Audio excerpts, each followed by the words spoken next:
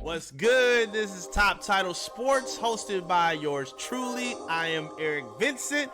Thank you for being here. We appreciate your time because it's time to recap and react to the 2023 Night of Champions PLE by WWE. So many acronyms in there, I know. Quite the tongue twister, but we got through it. Let's talk about the PLE today by WWE in Saudi Arabia. Man, what a damn good show that they put together. Very good show. I was very pleased. It was very fun to watch. I gotta give them credit because coming into this PLE, I had a lot of questions, I had a lot of worry, I had some skepticism. I wasn't sure about a lot of the detail, some of the booking that was put together, some of the creativity. A lot of the stuff that they were doing didn't make a whole lot of sense. But WWE normally can get away with this because of the talent that they have on their roster. And I believe some of the matches were saved because of that.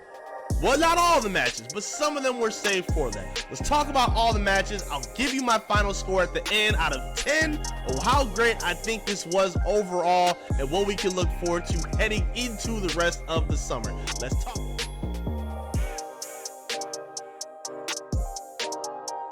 First match of the show, AJ Styles versus Seth freaking Rollins for the World Heavyweight Championship, the inaugural match to find and crown the very first champion of this title in WWE.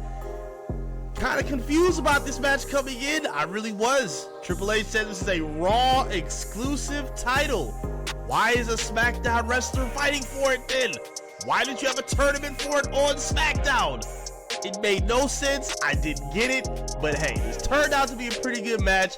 Had really good potential of being a steal the show type match. It was serviceable. It was pretty good. I wouldn't say it wasn't a great match. I wouldn't say that it was perfect. It wasn't flawless. It had some weird spots to it. I think it had a botch where Seth looked like he was going for the curb stomp and he actually stomped on AJ's hand. I don't know if he missed or like what the point was of that, but AJ didn't sell it or anything. Like, it was a weird kind of like spot to the match. I didn't really understand it, but for what we knew about this match, it was a Raw exclusive title. We just saw AJ Styles basically bury this title, calling it a secondary championship. The only person who has treated this championship like a primary championship is the guy who won, Seth freaking Rollins. This is the right call. This is the right choice. They did a good job of building it up. They had a nice little kayfabe injury to Seth Rollins' knee to kind of play it up for the match as a work.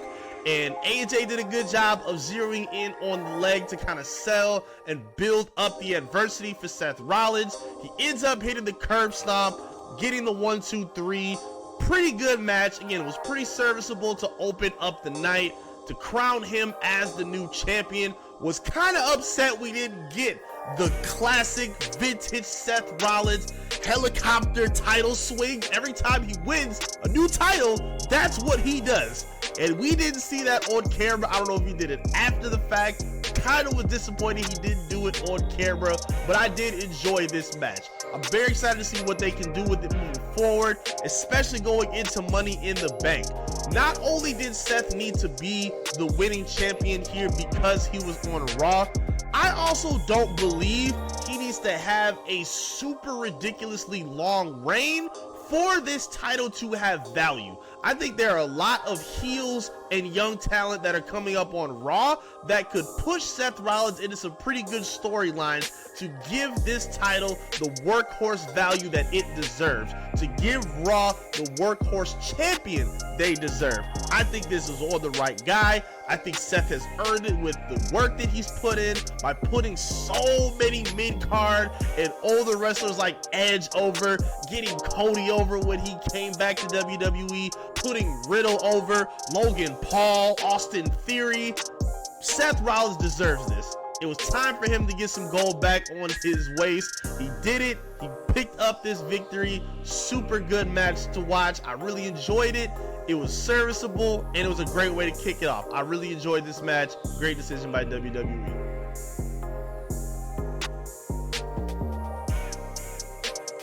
Next match to get into, Becky Lynch versus Trish Stratus.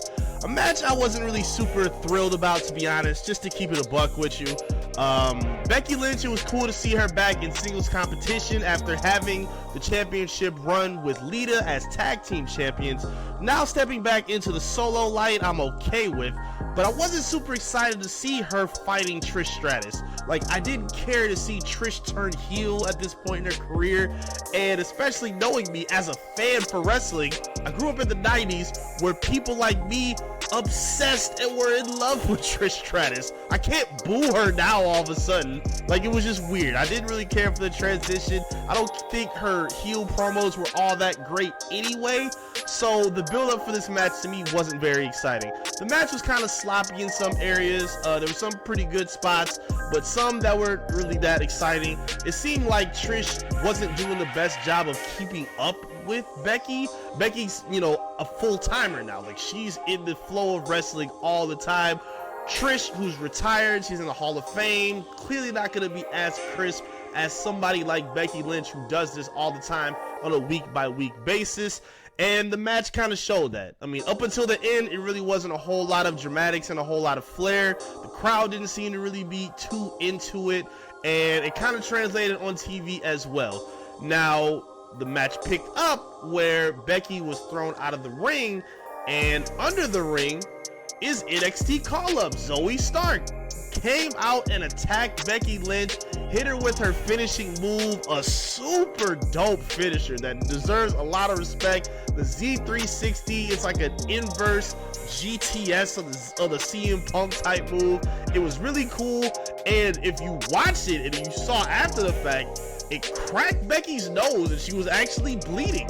She threw her back in the ring. Trish hits her with the bulldog, pins her, gets the 1, 2, 3, and I'm okay with that because maybe this helps get Lita back in the spotlight into this match, or at least into this feud where it doesn't have to be a one-on-one anymore. And then at the very least, you have somebody up and coming that can keep you a little bit more interested for someone that can be invested in for like the tomorrow booking for WWE. I think Zoe Stark has a lot of potential.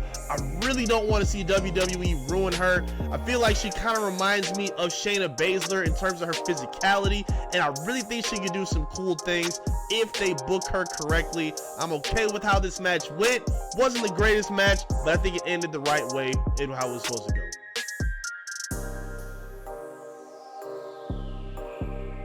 Next match of the night, Mustafa Ali versus Gunther for the IC title, Intercontinental title on the line.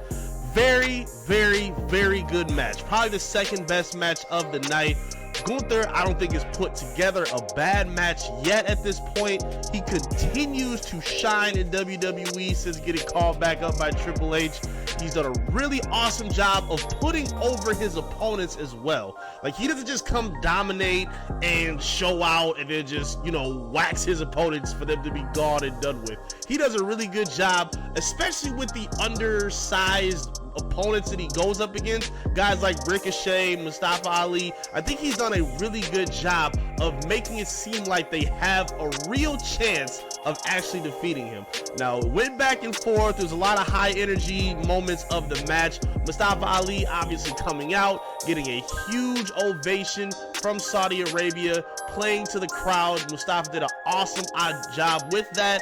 But at the end of the day, we knew Gunther was going to be the winner. Went back and forth really well. Gunther laid those lethal chops back and forth. Mustafa is super good at selling.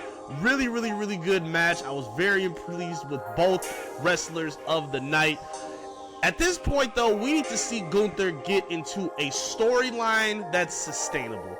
Really, when you look at what Gunther has done thus far, he's been in a lot of great matches, but I don't think he's been in a storyline yet where it's truly captured everybody's attention. I think once he gets that right storyline, he'll be able to be mentioned as the top option to potentially be a world champion, a WWE Universal Champion. Like, I think he'll have that type of potential once he gets into a storyline and develops some more chemistry with Imperium to create storylines with other wrestlers on the Raw roster. But either way, I think he did an awesome job with his match against Mustafa Ali.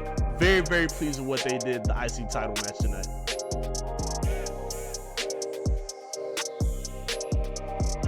Now, this match was huge. I was so shocked off of this match for quite a few reasons. Bianca Belair versus Asuka for the SmackDown Women's Champion. The Raw Women's Championship between two SmackDown wrestlers. Don't understand that. And then Rhea Ripley, who we'll talk about in a minute, who still has a SmackDown Women's Championship, but she's on Raw. Whatever. This match was very, very surprising. I did not expect a lot of the turns that I saw from this match. Even to start off with, the crowd wasn't that into this match. The crowd was very dry for a good portion of this match, and even when they were excited, it wasn't a whole lot of Bianca Belair support, which to me only fumes more of the reports and the rumors that we've seen and heard that they may be trying to turn Bianca Belair heel. With or without the Street Profits, I have no idea, but if these reactions keep happening, I wouldn't be shocked if this was actually something that they do. We saw in Puerto Rico where Io Sky was getting the dominant support from the crowd, and a lot of boos, loud ovations and boos were being poured out for Bianca Belair. I was not expecting that, and I really wasn't expecting this kind of reaction either at Night of Champions. Bianca Belair gets in this match, again, not a very good build-up at all. This is the first time that they've seen each other really in a match, in a physical match, since WrestleMania. They had the little promos on SmackDown where Bianca basically was just catching mist in the face by Asuka, and then I guess that signals a heel turn now, I guess. I don't know. Made no sense to me. But to go through the match, and again, it was a lot of boredom through the match based on the crowd reaction. It was some good spots, but for the most part, the match didn't live up to a whole lot of excitement. What saved it was the result, because if you look at Asuka's career, Asuka has been a phenomenal champion, a great wrestler, especially during the weekly shows as well. This time, Asuka, who previously, if I'm not mistaken, was defeated in pay-per-view matches for the title, now she finally goes over, beats Bianca by taking the mist that she previously tried spitting at Bianca. It missed, it didn't get to her to connect. Bianca puts her up for the KOD, the reverse attitude adjustment, because everybody calling her female John Cena now. They would have put her up for the KOD. Asuka takes the mist and rubs it in Bianca's face, rubs it in her eyes, throws her off, kicks her in the back of the head twice if I'm not mistaken, capitalizes off of that, and gets the 3 count. And if you watch the replay, it's hilarious because, again, the crowd was kind of dead throughout the majority of the match. As you watch them count, they get so shocked. They explode when it hits 3. They go 1, 2, it's like, oh wow, they're actually gonna pull 3, 3, oh, they go crazy. The crowd absolutely erupted off of that 3 count because, like me, I don't think anybody expected it. I thought that there was a chance that maybe Asuka could have won, but with the buildup that they had, and considering the fact that they were trying to build this streak to celebrate Bianca Belair's reign, I wasn't expecting her to lose it, at least maybe not in that fashion. Now, this beef will not be over. This feud will continue. Bianca's gonna get her rematch, and what they do with her after will be very intriguing. Asuka as well, because I don't even know if I would consider her a heel at this point. She's kind of a tweener where she gets support from the crowd, but she's fighting a babyface. So it's kind of a weird spot that she's in, but she's getting reaction. She now has the title, a Raw title, even though she's on SmackDown. Makes no sense. Just rename the women's titles for damn sake already. It's taking too long to fix this mindful and senseless and easy error that they could just wipe out right away. Just switch the title to Rhea Ripley. But they choose not to do that. Either way, I'm okay with Asuka having the title. She needed this win. It was a good surprise. I'm okay with it.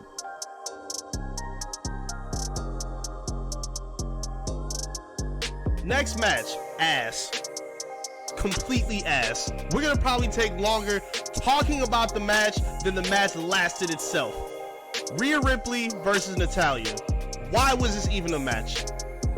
Why did this even happen? No build-up for it at all. Why? Because Natalya walked around backstage for some promo segments and ran into Rhea Ripley. Now all of a sudden they're fighting each other? What are we doing here?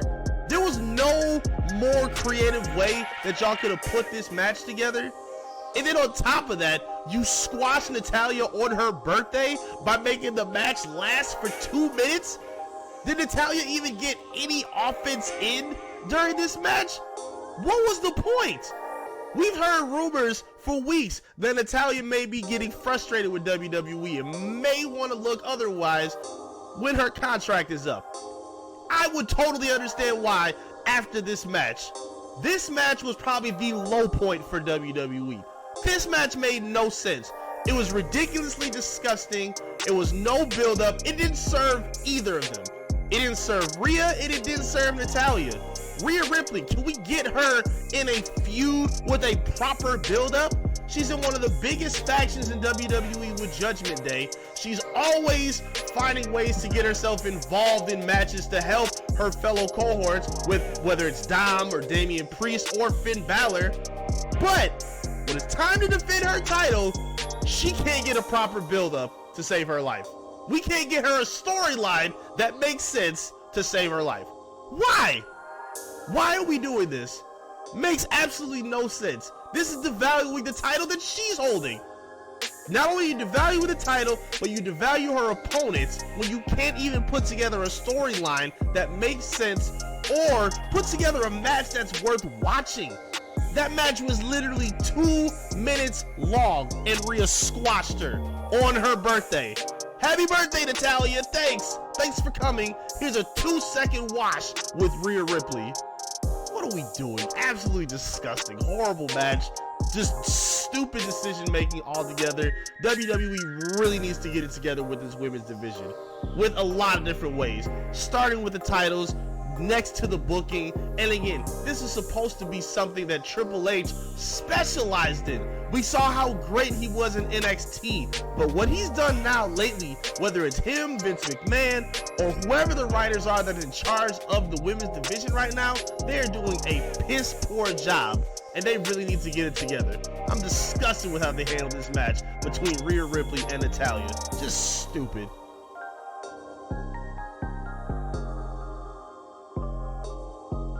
The next match, one of the 3 triple main event matches. Cody Rhodes, Brock Lesnar for the second time. This is a match I'm tired of seeing. And I was kind of nervous about this match ending one of 2 ways. Luckily it didn't, but I was very nervous about one of 2 things happening with this match. One, I was nervous about Brock winning and beating the absolute crap out of Cody the whole time. I was worried about Cody basically getting murdered this match because that's all we had seen leading up to this match over the past couple weeks. Ever since Brock got his face busted open, look at this face! And he wanted to get revenge and he just destroyed Cody every chance he got for what happened at the last PLE.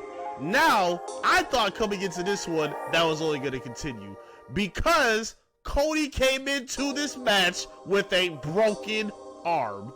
So that was the one worry I had. I'm like, I don't want to watch Cody Rhodes just get squashed by Brock with one arm. Like, I'm not trying to watch that. I'm also not trying to watch Cody Rhodes somehow beat Brock Lesnar with one arm, making it look completely unbelievable.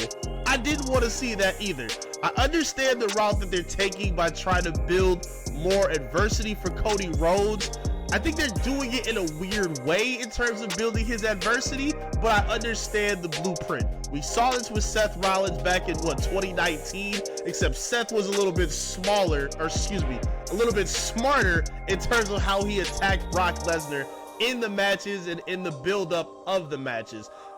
This match and this build-up, Cody just came out with no weapons, came out hurt, with no fear whatsoever, and every time he stepped in the ring with Brock, he was crying and groveling in pain.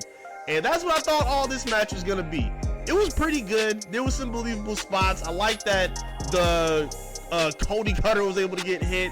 The Crossroads was hit a few times by Cody Rhodes. And again, it looked believable when he executed it. Because looking at Brock Lesnar, he is big as a damn condo. So we didn't really have a lot of faith that Cody would look believable taking down Brock Lesnar with an injured arm attached to him.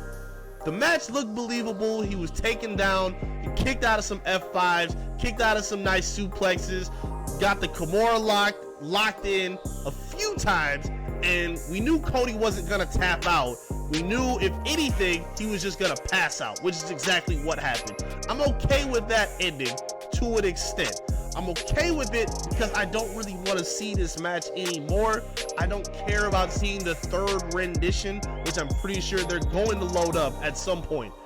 Cody's got one, Brock's got one. So now they're going to want to find a way to settle it once and for all. And sometimes, most of the time actually, these matches come with a special stipulation.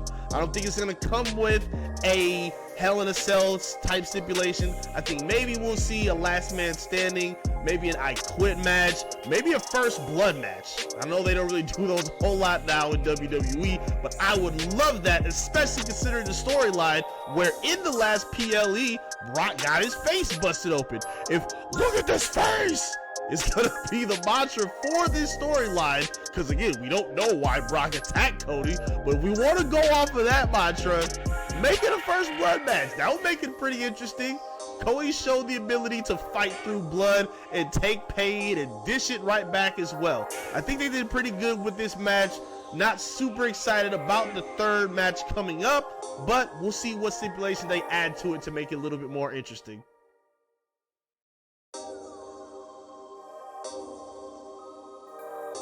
And the final match of the night, the main event of the 3 main event night, Kevin Owens, Sami Zayn put up the Undisputed Tag Team titles up against Solo Sikoa and the Tribal Chief Roman Reigns.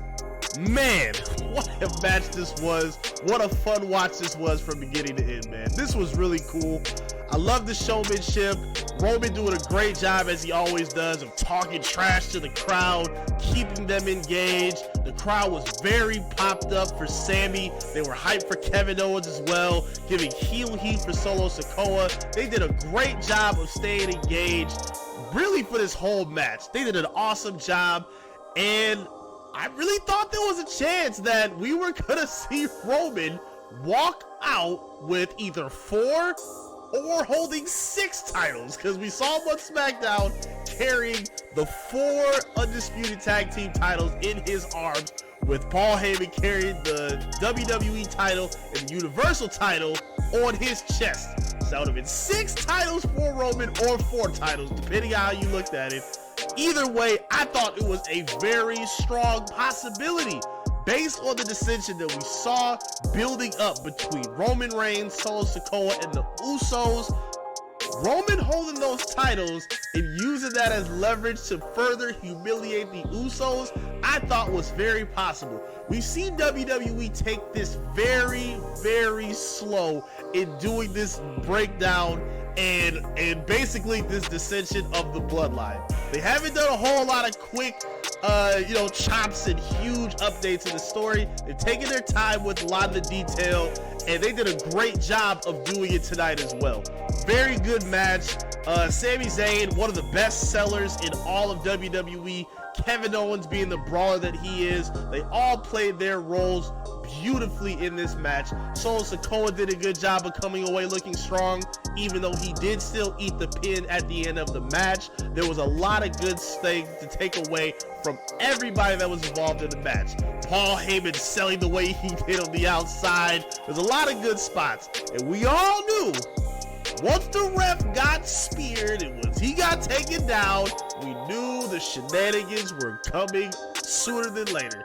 And right on cue, where Kevin Owens outside the ring, and it's Roman Reigns outside the ring, and Kevin Owens is destroying the announce table, and seemingly looking like he's ready to put Roman through that announce table. Here come the Usos.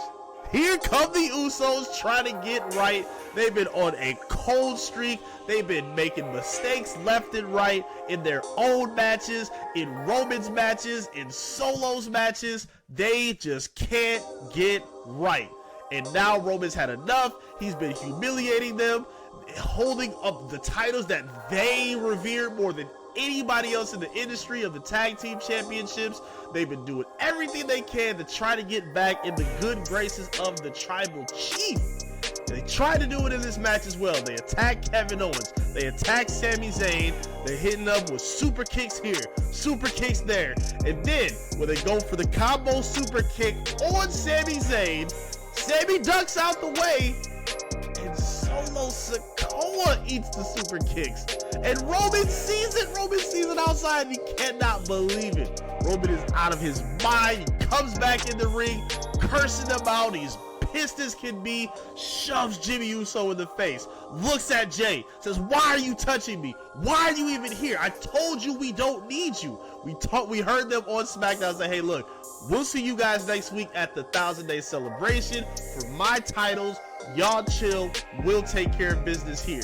The Usos showed up on their own. You could hear Jay Uso talking to Roman. "Look, man, we just try to help. We just try to help." They want to be back in the good graces. They don't like the abuse that they've taken, but they clearly want to still be in the family, in the good graces of the tribal chief. And Roman ain't trying to hear none of that. Pushes Jay Uso. "You ain't day one no more. You ain't day one no more. Get out of my ring." And as soon as he turns around, bow! Jimmy Uso snaps. Jimmy's had enough, and a super kick to the face of the tribal chief. Crowd goes insane. Super cool reaction. Jay Uso is just beside himself, asking Jimmy, "What are you doing? Why would you do? We gotta be smarter than that. Why would you do that?" And Jimmy took him right back. He talks to him, he stared him in the face and said, "Listen, man, I did what you should have did a long time ago." And we all know what that means. Nobody has taken more abuse in the bloodline than Jay Uso. But who's the one that's snapping and turning on Roman now? Jimmy Uso. Jimmy, who at the beginning of this whole storyline was reluctant on even joining Roman Reigns in the bloodline. He wanted nothing to do with them. He just wanted to run with his brother. He just wanted to get back on top of the tag titles. He wanted nothing to do with the bloodline. And seeing how this has all been developing, we've seen a lot of great development with Jay Uso in terms of his personality and what he's dealt with. Jimmy has been fantastic as well. What we saw with him at Royal Rumble when he was heel and he was the one that was turning on Sami and beating the crap out of him and standing beside Roman, even when Jay Uso ran out of the ring. Jimmy was still there trying to hold it down for the bloodline with Solo and Roman. Now, Jimmy's had enough. Jimmy done snapped. He was tired of what happened on SmackDown. He was tired of getting pushed around. He was tired of seeing his brother getting pushed around. And that's what he told him. He said, "I'm doing what you should have did a long time ago. I've got you." He pushes Jay out of the way and hits him with another super kick. Roman rolls out of the ring, and you hear the scream by Jimmy Uso, letting out that frustration, years of frustration and torment from the tribal chief. You hear it as he screams out twice. He says, "I got you, Jay. I'm your brother, not him. We the ones, not him. I got your back, not him. We're family. He has not been treating us like that." He said, "I would never treat you like that. You're my brother. He's not." And you see Jay has the confusion. He's still got the Stockholm Syndrome all over his face. He doesn't want to leave him. He even calls Roman Reigns by his government name to sell how serious it is. Man, this cinema was spectacular. I can't even put the words together, Greg. Excuse me. This cinema of this scene and of this match was spectacular. Jimmy Uso says, "Oos, we gotta go. We out of here." No, we're not catering to him. We're not gonna check on him. We out. We're done. Solo comes back in the ring. Kevin Owens comes back in the ring. Stunner. Sami Zayn comes back in the ring. Halua kick. Bow. 1, 2, 3. Ref comes back in, counts him in. Sami and KO retain. Awesome match. Such a fun match. Such a fun match. Such great storytelling. A1 wrestling. And again, cinema is the best way to pronounce and describe this. This match was so fun from start to finish. And now knowing how it's going to carry into the 1,000-day celebration on SmackDown is going to be fantastic. Seeing how the Usos respond now is going to be fantastic, because now at this point, it's safe to say that Jimmy's out. We don't know if Jay's necessarily out, but we know that the bloodline is crumbling down. Jimmy is done at this point. Jay is kind of on edge. I think we're going to see breakdown between Solo and Roman. We'll probably see some dissension between the Wise Man and Roman at a certain point. And then after that, maybe after that, the titles are going to come down as well. We're going to see a lot of things developing in this breakdown of the bloodline. And what they did at Night of Champions today to set it off, chef's kiss. Absolutely beautiful. The best match of the night. The best storyline in WWE all year for the past few years. One of the best storylines they've put together ever. One of the best pieces of TV you will see. You don't even have to be a wrestling fan to understand how special this segment of the bloodline has been. It's been so much fun to watch, and I cannot wait to see what the next steps are. Fantastic match here.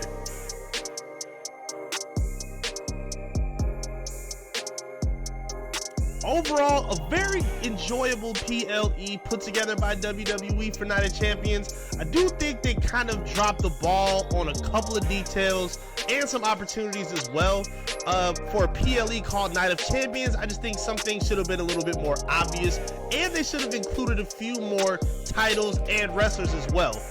Why no US title defense by Austin Theory? It's Night of Champions. That's the point of Night of Champions. All titles involved are supposed to be defended. Austin Theory was nowhere to be found. I don't like that. The women's matches were kind of lacking as well, even though the ending and the crescendos of their matches were very surprising and fulfilling. The matches throughout were kind of lacking, and you could feel the energy dragging from the crowd as well. They weren't really into it like they were supposed to. Again, I don't know how many times we need to talk about this. Change the women's titles. Exchange them, rename them, do something.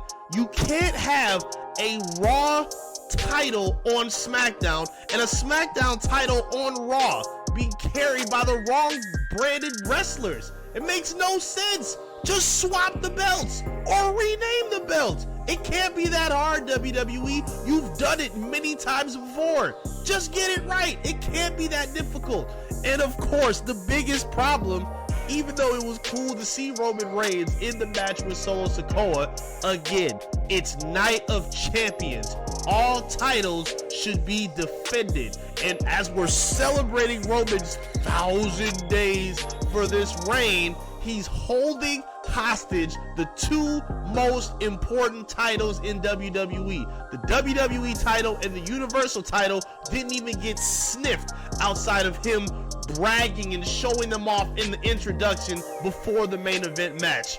Made no sense, man. I really didn't like that. I'm tired of seeing the titles getting held hostage, and I'm tired of seeing people brag about Roman's accomplishments when this dude is never fighting or defending said titles. It doesn't make any damn sense to me.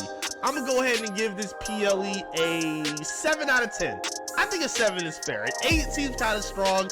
9 is too much. A 10 is an absolute lie. I think a 7 is what I'm most comfortable with at this point. I think they did a good job in setting the standard for the summer. I think this is a good intro PLE for the summer stretch for the rest of this season for WWE. With Money in the Bank coming up in July, with SummerSlam coming to Detroit, with so much on the line potentially in that PLE, I think they did a good job by opening it up with what they did today at Night of Champions. I really enjoyed myself watching it, and I hope you did as well. So talk to me in the comments and tell me what you would give as a grade out of 10 for Night of Champions for WWE. I'm going to go ahead and give it a 7. I'd love to hear what you would put for it as well. Talk to me in the comment section. Let me know what your grade is. Make sure you like the video and subscribe to the channel if you're new to the channel. I would greatly appreciate that support from you as well. This is Top Title Sports. Thank you for being here. I greatly appreciate you. I am Eric Vincent, and I'll see you again soon. Peace.